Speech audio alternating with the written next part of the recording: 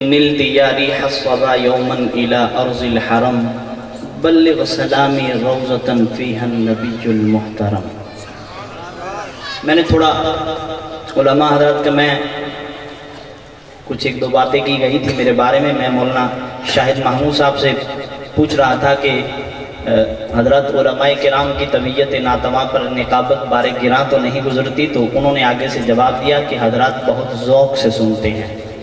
تو میں اہل ذوق کو ہی سنانے آیا ہوں۔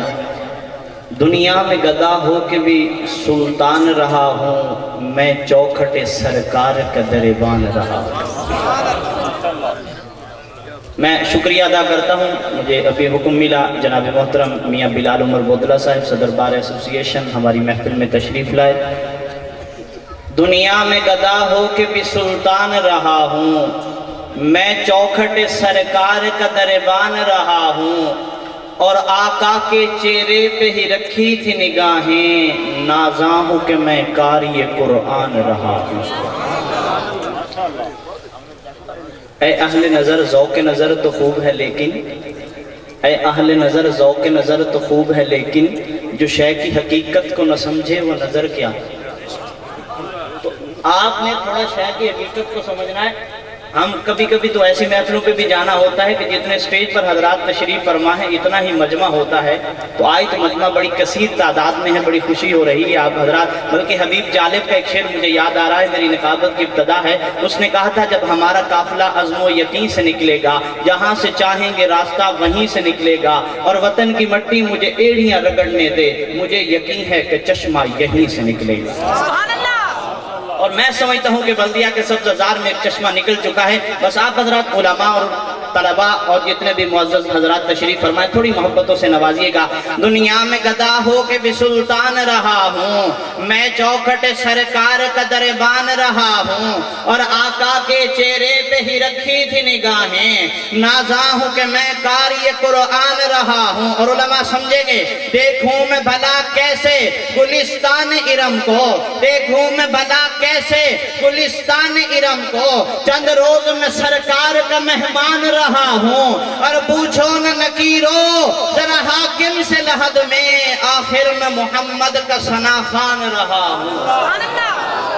حضرات آپ پڑھ رہے تھے، مجھے بھی یاد آیا 14ویں رات کو چاند اپنے عروج پہ تھا۔ اب کلام کی طرف جا رہا ہوں، چاند چکر لگاتا ہوا اماں حلیمہ کے گھر کے اوپر آتا ہے۔ اماں چاند کو مخاطب کر کے کچھ فرماتی ہیں، جس کو ایک نقیب اپنے انداز میں یوں کہتا ہے۔ اماں فرماتی ہیں، اے چاند تجھے بلا ہوا کیا، گھڑی گھڑی آتا جاتا کیوں ہے۔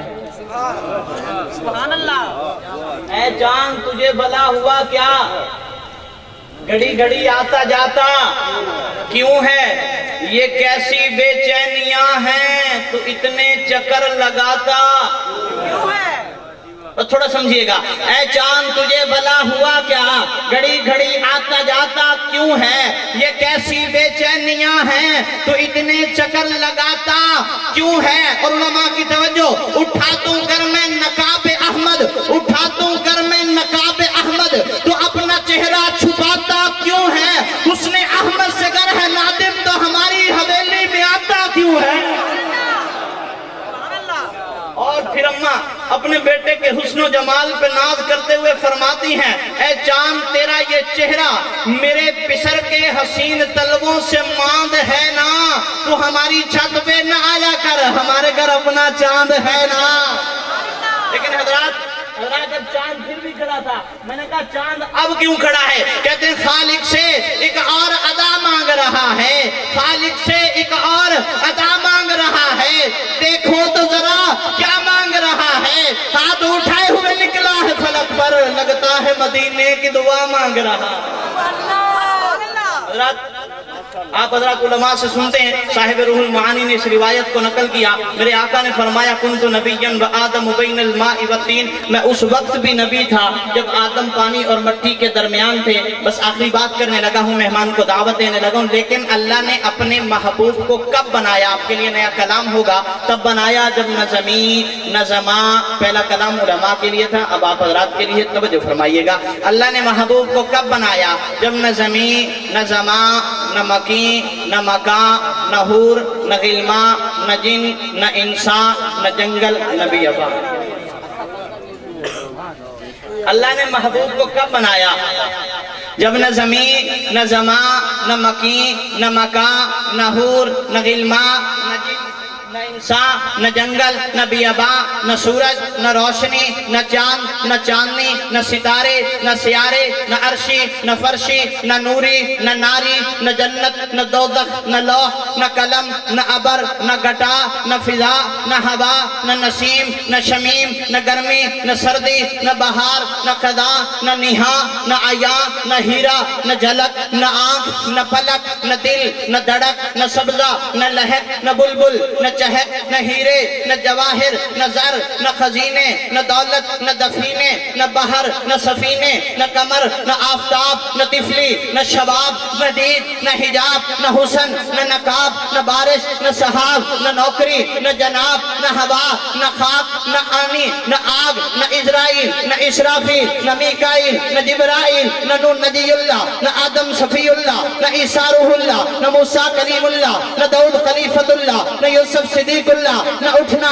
نہ بیٹھنا نہ رونا نہ ہنسنا نہ جاگنا نہ سونا نہ نشیب نہ فراز نہ قلت نہ کثرت نہ بھوک نہ پیاس نہ ستلج نہ بیاس نہ اجماع نہ قیاس نہ شمع نہ پروانہ نہ بلبل نہ ترانہ نہ مستی نہ مستانہ نہ عشق نہ دیوانہ نہ فلک نہ سدرہ نہ عرش نہ طوبہ نہ جنگل نہ صحرا نہ موسیٰ نہ عیسیٰ نہ موت تھی نہ حیات تھی نہ موت تھی نہ حیات تھی، ایک اللہ دوسری محمد کی ذات تھی۔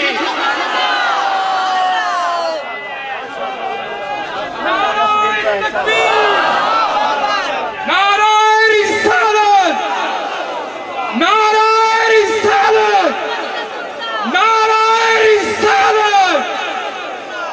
اللہ نے محبوب کو کب بنایا؟ ابھی تو لفاظ ہی رہتے کب بنایا؟ جب نہ اٹھنا نہ بیٹھنا نہ رونا نہ ہنسنا نہ جاگنا نہ سونا نہ نشیب نہ فراز نہ قلت نہ کثرت نہ بھوک نہ پیاس نہ ستلج نہ بیاس نہ اجماع نہ قیاس نہ شمع نہ پروانہ نہ بلبل نہ ترانہ نہ مستی نہ مستانہ نہ عشق نہ دیوانہ نہ فلک نہ سدرہ نہ عرش نہ طوبہ نہ جنگل نہ صحرا نہ موسیٰ نہ عیسیٰ نہ روحوں کا اقرار نہ سانسوں کی تکرار کی توجہ نہ روحوں کا اقرار نہ سانسوں کی تکرار نہ پھولوں کی مہکار نہ الفت کی آبشار نہ عشق کا بازار نہ آفتاب کی نور افشانیاں تھیں نہ کلیوں کی تبسم آرائیاں نہ مہتاب کی ضیاء پاریاں تھیں نہ کروٹ لیل و نہار تھی نہ چرند پرند کی پکار تھی نہ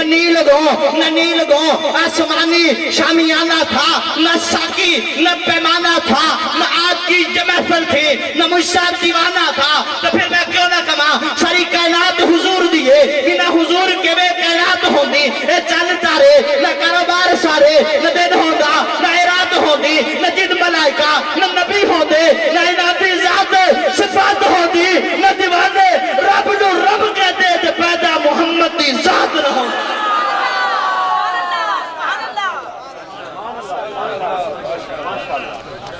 تو پھر میں کیوں نہ کما کچھ بھی نہ یہاں ہوتا اگر آپ نہ ہوتے کچھ بھی نہ یہاں ہوتا اگر آپ نہ ہوتے منظر یہ کہاں ہوتا اگر آپ نہ ہوتے سب وہم گما ہوتا اگر آپ نہ ہوتے ایک خواب جہاں ہوتا اگر آپ نہ ہوتے عالم میں کوئی آپ سے ہوگا نہ ہوا ہے عالم میں کوئی آپ سے ہوگا نہ ہوا ہے حسن یہ کہاں ہوتا اگر آپ نہ ہوتے پھولوں کی مہک نہ کلیوں کا تبسم پھولوں کی مہک نہ کلیوں کا تبسم گلشن یہ کہاں ہوتا اگر آپ نہ ہوتے گاتا ہوا باغوں میں پرندہ میرے آقا گاتا ہوا باغوں میں پرندہ میرے آقا کب زمزم خواہ ہوتا اگر آپ نہ ہوتے اور مکڑی نہ کبوتر نہ ہی سور کا منظر۔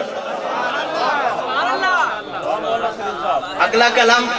آپ کے لیے ہوگا میں تھوڑا علماء کی توجہ لے رہا ہوں۔ مکڑی نے گاتا ہوا باغوں میں پرندہ میرے آقا گاتا ہوا باغوں میں پرندہ میرے آقا۔ میں وہ یہ صاحب روح المعانی کی یوں سمجھو کہ اس کی حدیث کی تفسیر کر رہا ہوں کنت نبیًا وآدم بین الماء والطین گاتا ہوا باغوں میں پرندہ میرے آقا کب زمزم خواہ ہوتا اگر آپ نہ ہوتے مکڑی نہ کبوتر نہیں سور کا منظر صدیق کہاں ہوتا اگر آپ نہ ہوتے در کعبہ نہ اذانیں نہ نمازیں جرار کہاں ہوتا۔